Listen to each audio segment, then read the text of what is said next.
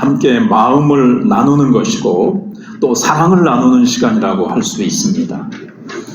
우리는 사랑하는 사람과 헤어질 때 한 끼 식사라도 하고 보내야 덜 섭섭하다고 우리는 그렇게 이제 생각합니다.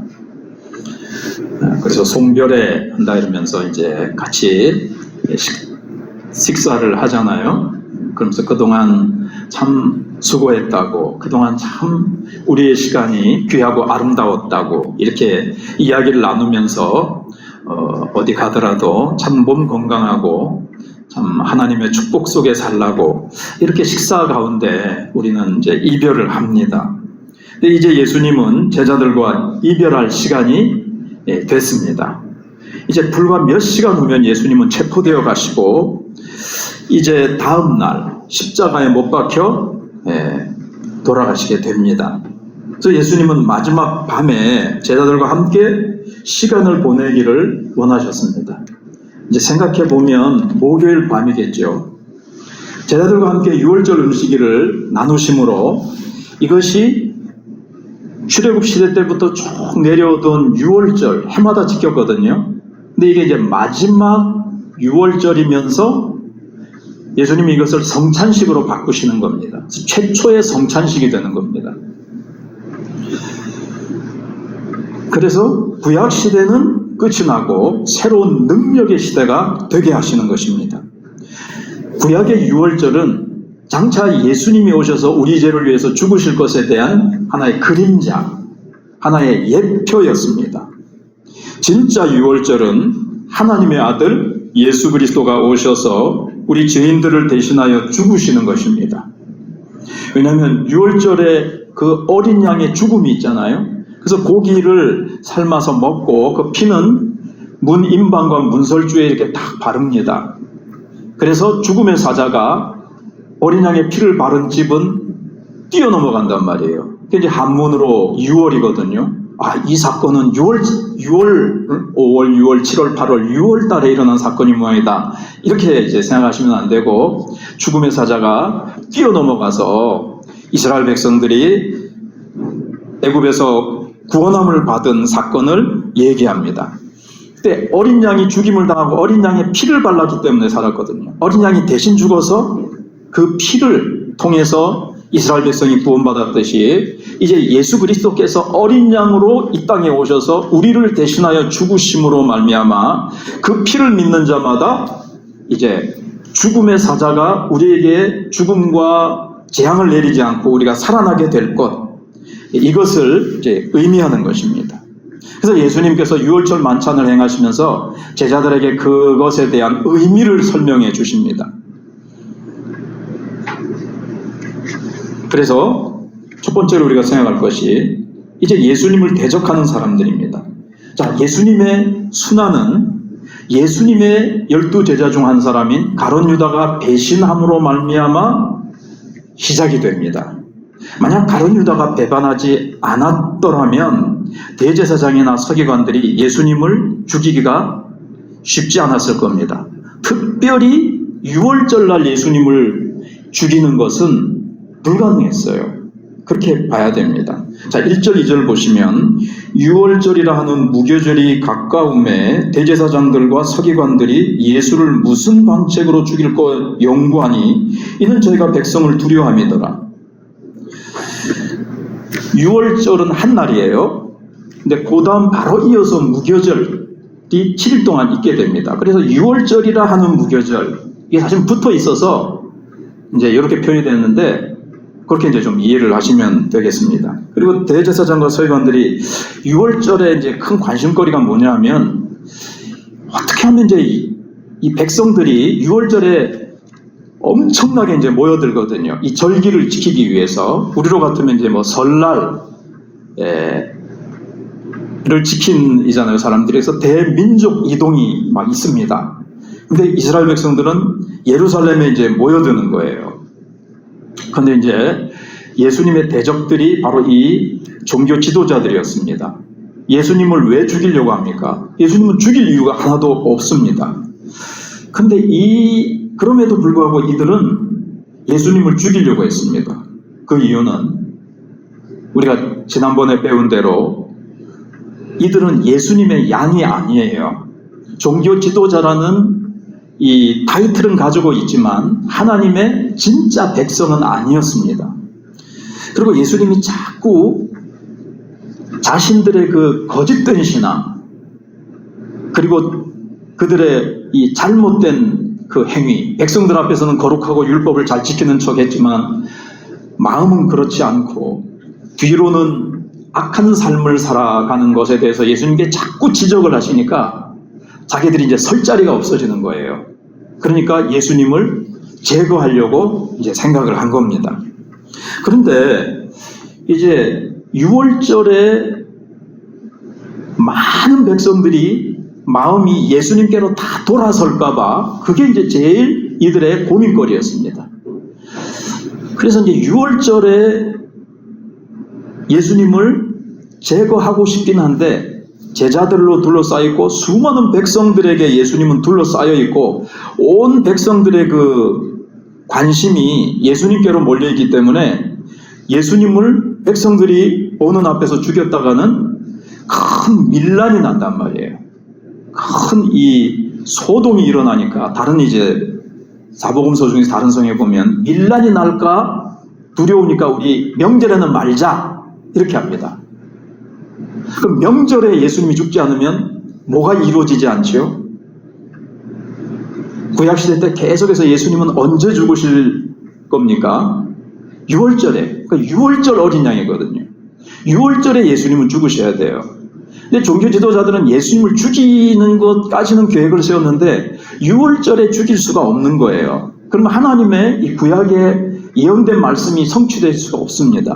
근데 이것을 성취되게 하는 그것을 딱 어떻게 풀어준다 그럴까요? 그렇게 할 수 있게 된 것이 바로 가룟 유다가 갑자기 등장을 해서 내가 예수님을 당신들에게 넘겨주겠습니다 하면서 예수님을 배신합니다.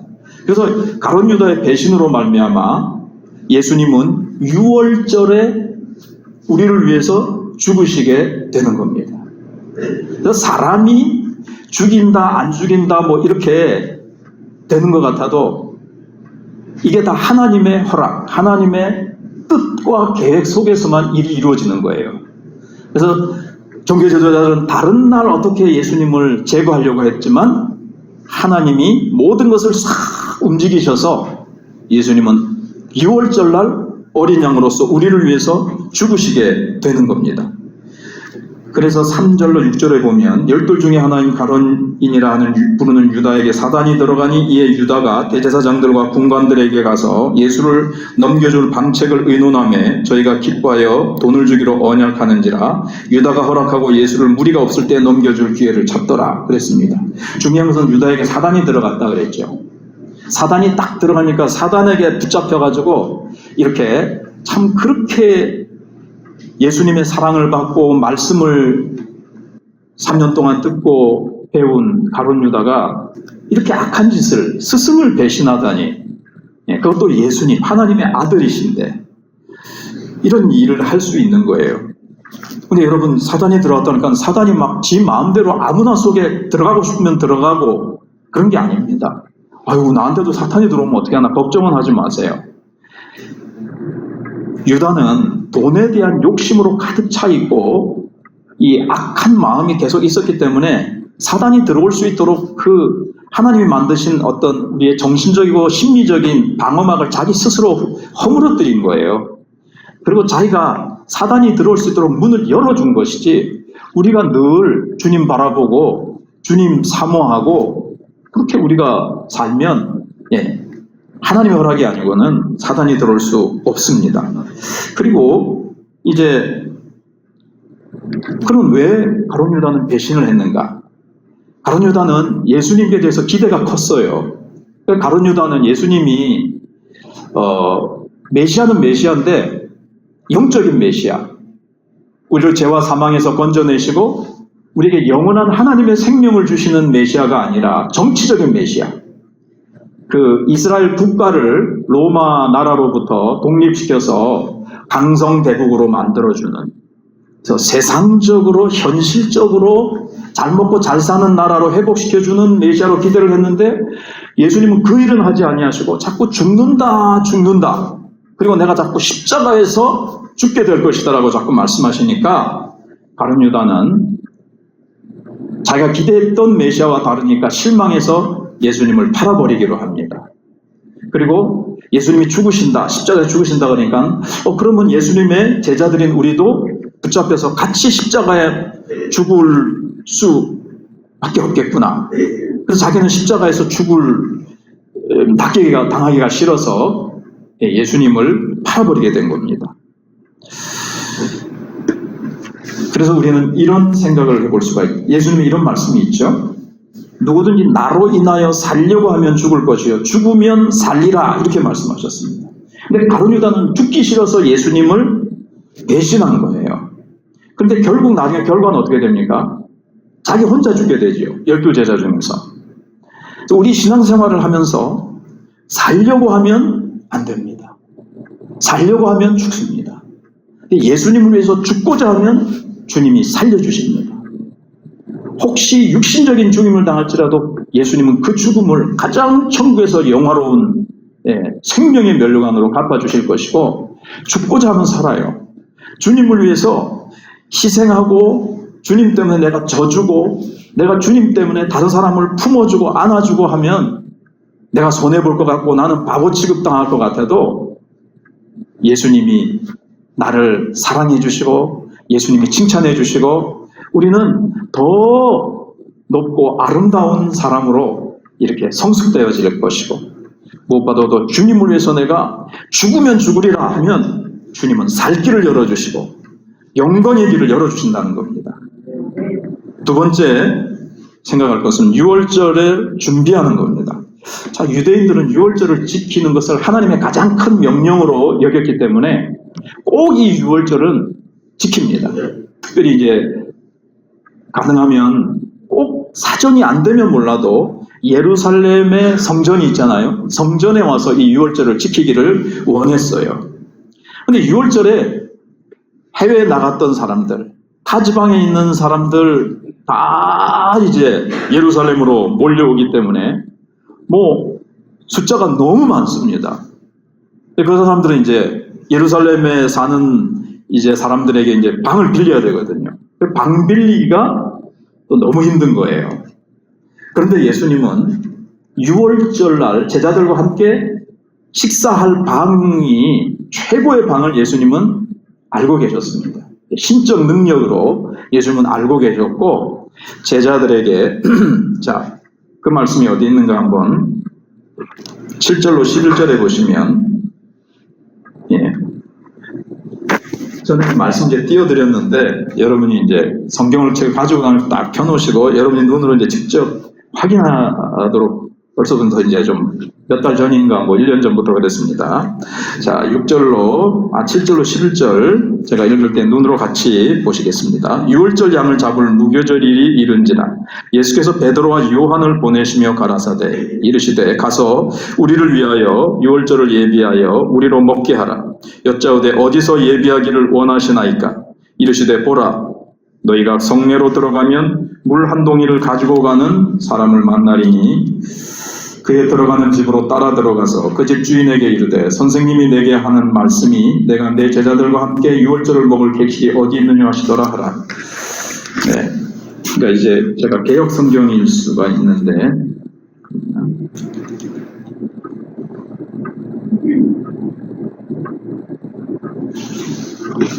그래서 여기 보면 최고의 방을 예수님이 알고 계셨고요. 예수님은 또 어떤 한 사람이 물동이를 들고 가는 것을 볼 것이다 이렇게 말씀하신 거예요.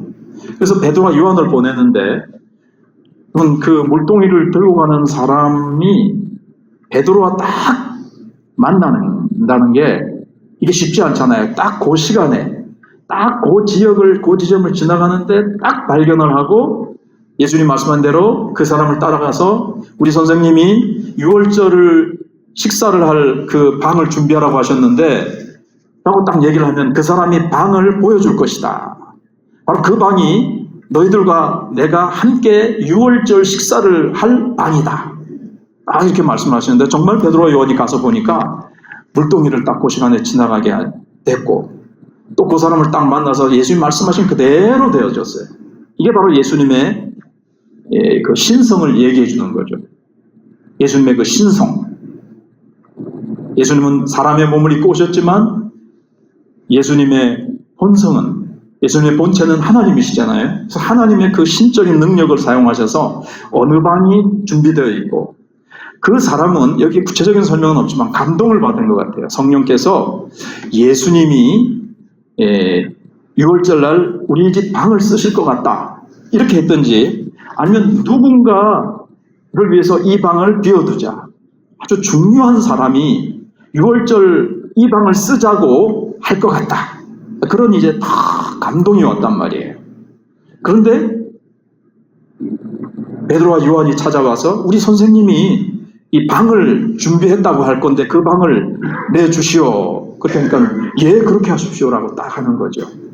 그래서 하나님은 이렇게 일을 하세요. 이쪽에 감동을 주시고 이쪽에도 뭔가 준비시키시고 그래서 하나님이 그 시간에 정확하게 그 사람을 딱 만나게 하십니다. 이 일과 저 일이 사람으로서는 참 여기에 맺어지기가 힘든데 하나님은 그 일이 딱 맺어지게 하세요. 여러분도 아마 살아오시다가 참 이 일을 문제를 어떻게 풀어야 될고 참 그 시간과 사람 어떨 때는 타이밍 이 시간이 딱 맞아 떨어지기 어려운데 하나님이 기가 막히게 시간을 딱 맞추세요. 어떤 사람을 딱 만나기가 힘든데 하나님 나는 이 일을 어떻게 해야 되죠? 그런데 생각지도 않았던 사람이 떡 나타나가지고 하나님 보내셨다고 그랬든지 당신을 이렇게 도와주는 거예요. 근데 하나님은 시간과 사람 이 두 가지를 동시에 그냥 딱 따블로 때때로는 딱따블로 딱딱 만나게 하셔가지고 하나님이 딱 이루실 때 우리는 어떤 생각을 하죠? 하나님이 이 일에 함께 하시는구나 이런 걸 느끼죠. 재정도요 어떨 때 이제 쭉쭉쭉쭉 쓸 일이 있어가지고 재정이 쭉쭉쭉쭉 바닥으로 내려갑니다. 다음 주에 무슨 일을 해야 되는데 어떡하지? 누군가 헌금을 하는 거예요. 그 사람은 다음 주에 무슨 일을 해야 되는지 몰라요. 교회에 무슨 일을 해야 되는지 모르고 그 사람은 그냥 하나님의 감동이 있어서 하나님 앞에 그냥 예물을 드리고 싶어서 딱 드렸어요. 근데 딱 필요한 물질만큼 하나님이 딱 채워주세요. 제가 얘기한 지 한 26년이 이제 지났거든요. 27년째인가. 여태까지 그렇게 하셨어요. 여태까지. 그 전에 이 교회 오기 전에 또 내 삶에도 그러셨고 여러분 삶에도 하나님이 그렇게 하셨습니다. 그걸 안 믿고 막 인간적인 방법을 하다가 고생하신 적은 있을지 몰라도 그렇게 하나님이 채워주심을 신뢰하고 주님과 동행하면 이제 그렇게 되는 거죠. 자, 그래서 예수님은 이렇게 제자들의 통해서 방을 준비하셨는데 6월절을 유대인들이 제일 이게 큰 명절이거든요. 우리로 하면 설날과 같은 거예요. 그래서 사람들이 이제 이걸 거창하게 6월절을 지키는데 무슨 의미인지는 깊이 몰라요. 그냥 우리 조상들이 옛날에 출애굽 시대 때 모세 시대에 애굽에서 구출함을 받은 날이다. 그래서 그냥 막 기념하기 위해서 그냥 막 축제로 우리가 설날 명절 지내듯이 막 이렇게 지내지만 깊은 의미는 모르고 지내는 겁니다. 근데 예수님께서는 이 과거의 어린 양의 죽음으로 말미암아 이스라엘 백성들이 애굽에서 한 명도 죽지 않고 다 살아나온 것처럼 예수님의 죽으심으로 말미암아 우리가 다 새 생명을 얻게 된다 하는 것을 예수님께서는 제자들에게 알려주시기를 원하셨습니다. 근데 이 예수님이 십자가에서 죽으심으로 말미암아 우리에게 주시는 그 새 생명, 그러니까 이스라엘 백성들은 애굽에서 노예여서 살아도 살아있는 게 아니잖아요. 인간이라고 해도 인간다운 삶이 아니었는데 어린 양의 죽음으로 말미암아 피를 흘림으로 어린 양의 죽음으로 애굽에서 건져 나와서 정말 새로운 인생, 새로운 삶을 찾았잖아요. 그것처럼 우리도 예수님이 죽으심으로 우리가 새로운 생명, 새로운 삶을 얻게 되는 겁니다. 근데 이 새로운 삶은 육신적인 삶이 아니에요. 이제부터는 만사형통하고 승진도 잘 되고 시험 쳤다 하면 붙고 뭐 돈이 떼거지로 몰려오고 이런 삶이 아니고 하나님의 백성이 되고 하나님이 기뻐하시는 하늘의 새 생명을 말하는 겁니다. 그 생명을 예수님이 주신다는 거예요. 그래서 우리는 그걸 알면 무엇보다도 신분적으로 이스라엘 백성들은 애굽에서 뭐였죠? 노예였어요. 근데 하나님의 백성이 되고 자유인이 된 것처럼 죄에서 자유를 얻게 함은 보혈의 능력, 주의 보혈 이렇게 된 것처럼 주의 보혈로 말미암아 우리가 죄와 사망의 노예, 사단의 노예에서 어떻게 됐죠? 하나님의 자녀로 신분이 완전히 달라졌습니다. 자유를 얻었습니다. 나 자유 얻었네, 너 자유 얻었네, 우리 자유 얻었네, 우리가 어디서요? 죄와 사망의 법에서. 자, 그래서 예수님이 오셔서요, 죽으심으로 말미암아 온 세상이 달라졌어요. 그건 이제 또 미리 말씀드리면 예수님이 오셔서 죽으시기 전까지는 이 세상은 죽음이 끝인 세상입니다. 근데 예수님이 와서 죽으시고 부활하심으로 말미암아 이 세상은 뭐가 끝이에요? 부활이 끝인 세상으로 바뀌었어요. 사람들이 몰라서 예수를 통해서 그 삶으로 못 들어가서 그렇지. 그래서 이 세상은 이제 예수님이 모든 우리의 죄를 뒤집어 쓰시고 우리의 죄로 말미암아 하나님께로 우리가 받아야 될 하나님의 진노와 저주를 예수님이 대신 다 받으셨기 때문에 우리에게는 뭐가 없어요? 저주도 재앙도 그 본질적인 사망도 심판이 나에겐 없네. 오늘 왜 이렇게 복음송이 많이 떠오르네요. 심판이 나에겐 없네. 주의 피로 내 죄 씻었네. 저주와 심판, 재앙은 죄로 말미암은 대가요, 결과거든요. 근데 예수님이 내 죄를 다 뒤집어 쓰시고 다 없애주시고 용서해 주셨단 말이에요. 그러니까 내가 받을 죄로 말미암은 재앙과 저주와 심판이 있습니까? 없지요. 그렇게 된 겁니다. 그래서 우리는 이제 아주 당당해진 거죠. 심판 없어. 우리가 세상적인 무슨 좋은 차, 좋은 아파트, 무슨 좋은 대학 나오고 뭐가 가방끈이 길고 짧고 이게 아니고 그런 건 다 이 세상에 있다가 없어지는 거고 하나님의 자녀가 됐어요.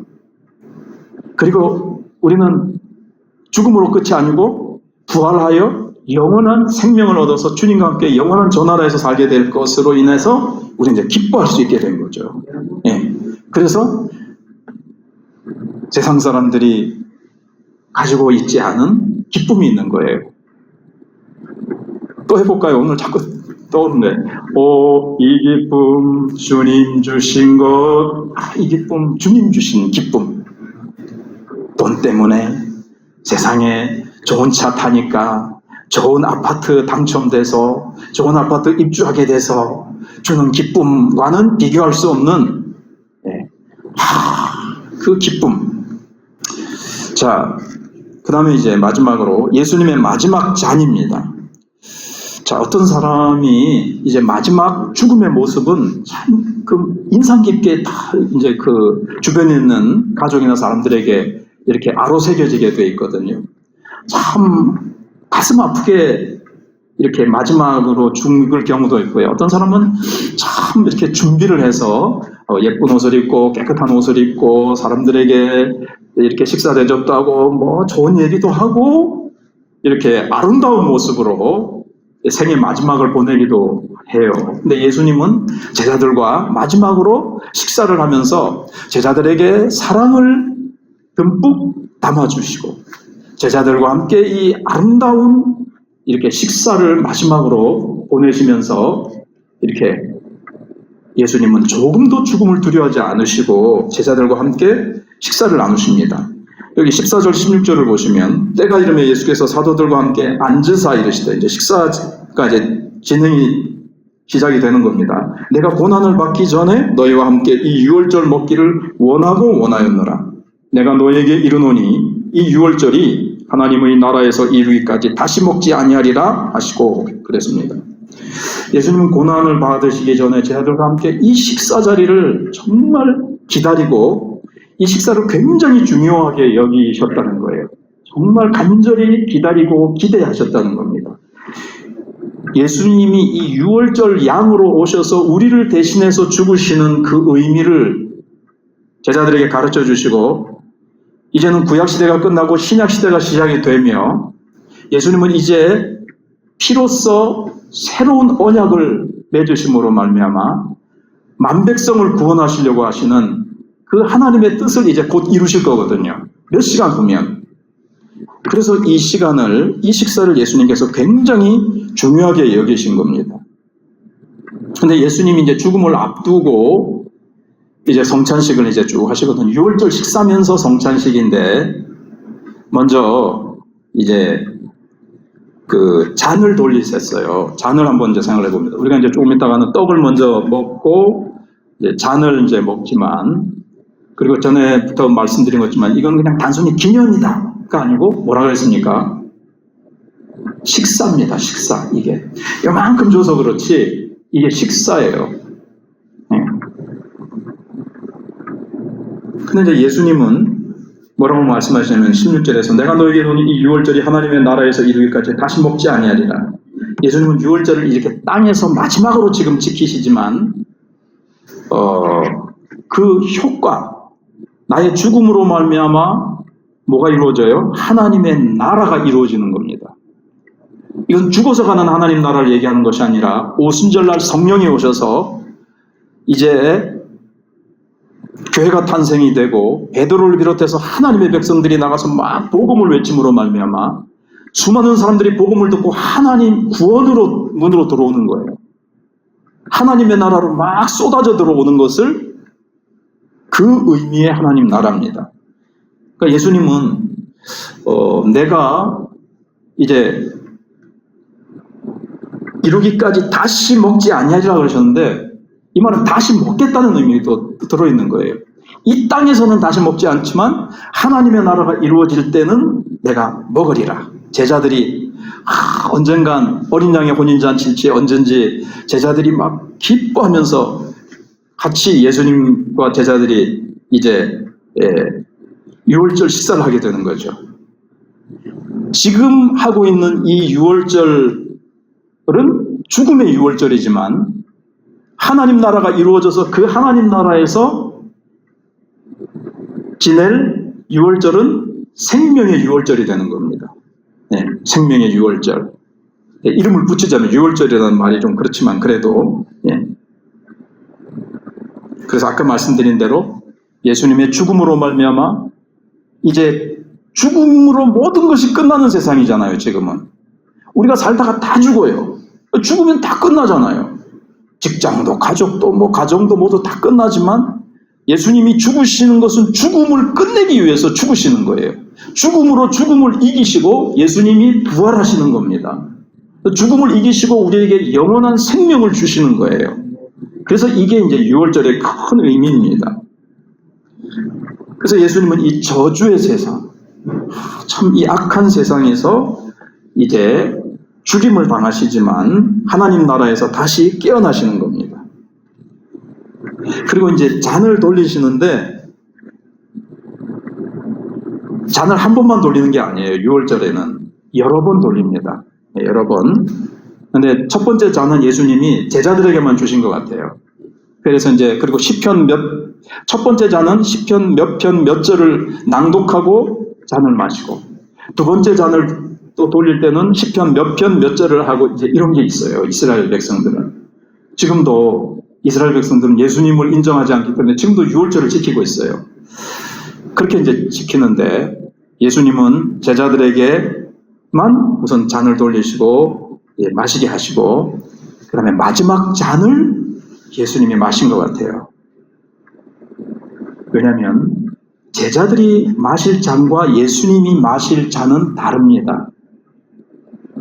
예수님의 잔은 어떤 잔이죠? 앞에서 말씀드린 것처럼 우리의 죄로 말미암아, 인간들이 지은 죄로 말미암아 하나님이 그 죄에 대한 대가로 내리실 하나님의 죄에 대해서 진노하세요. 죄에 대해서는 저주가 임합니다. 그 죄에 대한 저주와 진노의 잔이에요. 이제 잔이라고 표현을 한 거죠. 구약에서 잔은 하나님의 진노와 심판의 잔을 의미합니다. 예수님은 그걸 마실 이유가 있습니까? 죄가 하나도 없으신데. 근데 예수님이 죄가 없으신 분이 우리를 대신해서 마실 수가 있는 거죠. 죄가 있는 사람이 마셔요? 그건 지가 지 죄로 마시는 거니까 아무런 우리한테 효과가 없지요. 죄 없으신 예수님이 우리를 대신해서 우리의 받아야 될 저주와 진노를 예수님이 다 이 잔을 받아 마신다는 것은 십자가에서 우리를 대신해서 죽으신다는 것을 얘기하는 겁니다. 제자들이 이 잔을 마실 수 없지요. 그들은 죄가 있으니까. 그래서 예수님만이 마실 수 있는 죄로 인한 저주와 진노의 잔을 예수님은 마시시고, 제자들이 마신 잔은 어떤 의미가 있을까요? 예수님이 마시는 잔, 예수님이 죽으시는 십자가의 죽으심은 나의 죄를 대신해서 죽으시는 것이요, 나는 그것을 믿습니다. 그것을 믿음으로 받아들이는 잔이에요. 그러니까 우리가 오늘 마시는 잔도 어떤 잔이에요? 예수님이 나의 죄를 대신해서 십자가에서 죽으시고 나를 대신해서 살찌고 피 흘려 죽으셨습니다. 그것을 내가 믿습니다. 그걸 믿는 게 먹는 거예요, 지금. 내가 오늘 먹는 것은 믿습니다. 그리고 이제 떡을 나눠주면서 이것이 내 몸이다. 그러죠. 우리가 떡을 먹지 않는, 사실 원래는 이스라엘 백성들이 가서 먹는 건 빵입니다. 번역이 옛날에 떡이라고 돼 있어서 그렇지. 이스라엘 백성들은 떡을 매일 먹는가 봐. 떡쟁이들은 이스라엘로 이민 가면 좋겠네. 이렇게 생각하시면 안 되고, 빵이거든요. 그러니까 우리로 하면 주식. 밥을 먹어야, 양식을 먹어야 살듯이 우리도 예수님을 먹어야 영원한 생명을 얻는다 하는 겁니다. 육신적으로만 사는 것이 아니라 하나님의 백성답게 이 땅 위에서 능력 있는 삶, 죄를 이기고 사탄을 이기는, 세상을 이기는 삶을 살기 위해서는 우리가 예수님을 먹어야 된다는 것을 보여주는데, 예수님을 먹는다. 예수님이 나에게 생명을 주시려고 자신의 생명을 십자가에서 내어주셨다는 것을 믿는 겁니다. 이게 이제 내가 떡을 받아 먹을 때 예수님이 나를 위해서 십자가에서 내 대신 죽어주셨군요. 예수님이 생명을 나를 위해서 내어주셔서 그 생명을 나에게 주셨군요. 이게 성찬의 의미입니다. 그래서 오늘 성찬의 의미를 잘 기억하시고 믿음으로 예수님의 살과 피를 믿음으로 내가 받아들임으로 말미암아 우리가 영적으로 새 힘을 얻고 은혜를 얻으시기를 축복합니다. 기도드리겠습니다. 예수님께서 유월절 어린 양으로 오셔서 우리가 받아야 할 죄의 형벌인 하나님의 저주와 진노를 대신 다 받으시고 구원을 이루어 주셔서 감사합니다. 성찬을 행하고 참여함으로 주님의 죽으심을 늘 잊지 않고 기억하며 예수님이 날 위해 살을 찢으시고 피를 흘려 생명을 주셨기에 새 사람 새 생명 얻었음을 늘 감사하며 찬송하며 살게 하옵소서. 예수님의 이름으로 기도하옵나이다.